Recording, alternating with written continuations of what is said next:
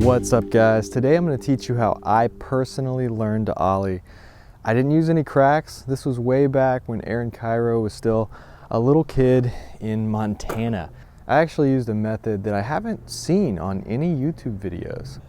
These days, if you watch a how to ollie video, they're going to tell you to take your wheels and stick them in a crack. So when I learned to ollie, YouTube really wasn't around. But what I did have was a garage and a stick. So I'm only a couple years younger than Andy Chirac and Aaron Cairo, and YouTube wasn't around even when I was in high school. So I learned all my tricks without YouTube. There were no trick tip tutorials back then. You couldn't just get on there and look up how to do a hard flip or something like that. So you just had to think about it and figure it out for yourself. So I started out just doing ollies stationary in my garage, just watching skate videos and playing Tony Hawk Pro Skater, watching the video clips from that game.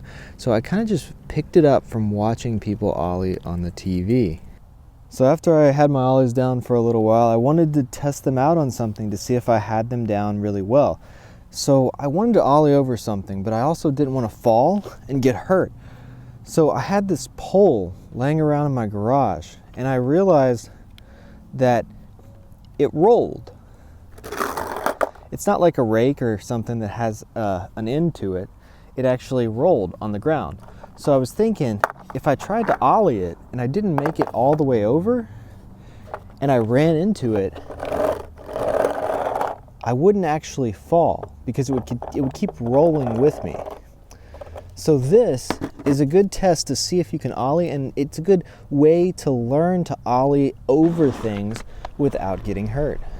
So obviously I can ollie over this stick now, but I'm going to try to do a few different tricks over it, and it's okay if I don't make them because the stick's going to continue to move with me, as long as I don't land with one of the trucks on the stick.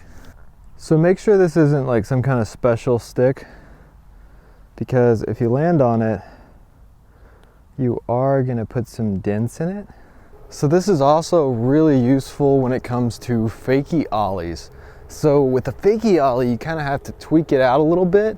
You can't just ollie straight over it unless you're really, really good at fakie ollies.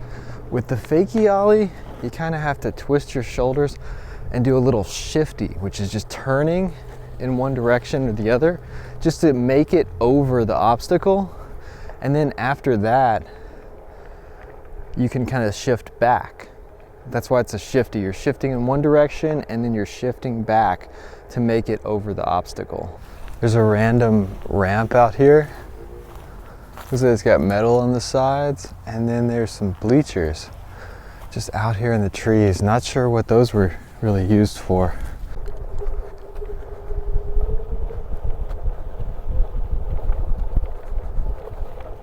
So I really hope you guys enjoyed this video. If you like this kind of content, reviews, tutorials, and videos about what I'm learning as I grow as a skateboarder, hit that subscribe button, and thanks for watching.